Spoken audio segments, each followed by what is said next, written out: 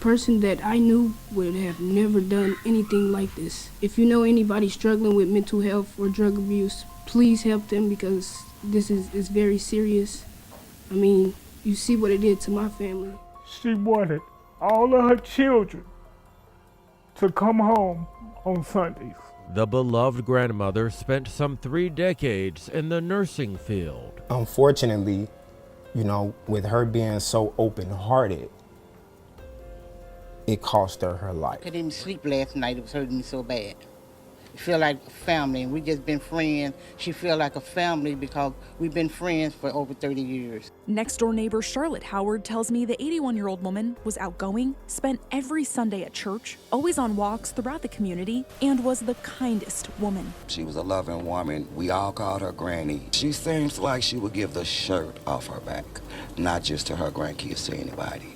Some stories are hard to tell, not because the details are unclear, but because the loss is so heavy.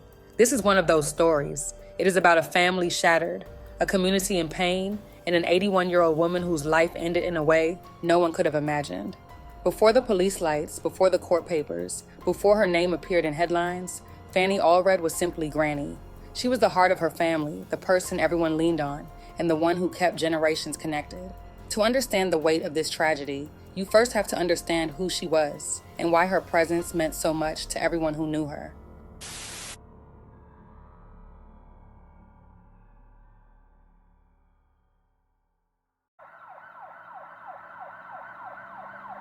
Fanny Allred was the matriarch of her family, the steady presence everyone looked to for love, guidance, and comfort. At 81 years old, she has spent a lifetime caring for others and holding her family together. To her children and grandchildren, she was a grandmother who loved deeply and gave freely, always putting family first. Those who knew Fanny described her as gentle, kind, and soft-spoken. She had a calm spirit and a way of making people feel safe just by being around her. Her faith was central to her life, and she lived it daily through kindness, patience, and compassion. She was a regular churchgoer and known as a woman of God who practiced what she believed. She was also a familiar and loved presence in her neighborhood. Many neighbors had known her for decades. They saw her often, whether she was out walking or welcoming people into her home. Many called her Granny, not just because of her age, but because she treated everyone with warmth and care. She was strong and resilient, having recently beaten cancer, and her continued presence meant even more to those who loved her.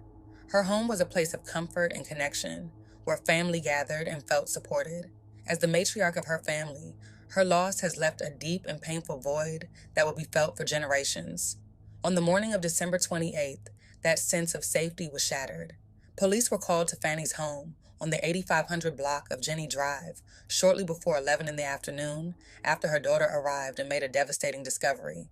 Inside the home, she found her mother lying on the floor, unresponsive and surrounded by blood. Officers arrived and quickly realized that Fanny had died. Investigators later confirmed that she had suffered 6 stab wounds. Her death was ruled a homicide. Also injured during the incident were 2 of Fanny's French bulldogs. They had been stabbed as well, but survived and were taken for treatment. Authorities later said the dogs are expected to recover. What had been a quiet family home was now a crime scene. Police identified Fanny's 37-year-old grandson, Ronald Allred, as a suspect early in the investigation. Officers say he had been staying at the home, but was gone when they arrived. Police believed he was driving a pickup truck and later spotted a truck they thought was his. During the stop, officers say he took his hands off the steering wheel and reached down, and an officer fired a shot that hit the patrol vehicle. Ronald then drove away. A few hours later, police found the truck at a gas station. He stayed inside and would not come out, so a SWAT team was called. After a standoff, he was taken into custody. The next day, Ronald was charged with first-degree murder, armed criminal action, animal abuse, and resisting arrest. Police say he later admitted to the stabbing after being read his rights. He is being held on a $500,000 cash-only bond. After the tragedy, people noticed a post Ronald shared on social media just 4 days before Fanny's murder. In it, he wrote, "Grandma told me she is in heaven." Friends of the family described the post as haunting, not because anyone could have predicted what would happen, but because of how close in time it was to the loss that followed. The loss of Fanny Allred has left her family devastated. They are not only grieving the death of their mother and grandmother, but also carrying the weight of unanswered questions, regret, and deep emotional pain. In moments like this, grief does not come quietly. It comes with anger, guilt, and the painful urge to look back and wonder what could have been done differently. As the family continues to grieve, one of Fanny Allred's sons shared a deeply emotional message on Facebook, expressing guilt, pain, and a sense of responsibility for what happened. His words reflect the raw heartbreak of a son mourning his mother and questioning what could have been done differently. He wrote, "I feel like my mom's blood is on the hands of the Allred men. We did not do a good enough job of protecting her. She personally said to me she didn't want him in her house. We didn't protect her. I don't care what nobody says. Protecting our women and children is our responsibility as men. I'm sorry I let you down, Mom. I helped you overcome cancer to let your grandson kill you when he wasn't supposed to be there in the first place. I let my mama down." This is like a dream / nightmare. Fanny Allred was a fixture in her community. The 81-year-old, who was hearing impaired, was known as a fighter, having just beaten stage 2 colon cancer. She was like the matriarch of the neighborhood, actually. She's been in her neighborhood 20 plus years, so everybody on the block know her.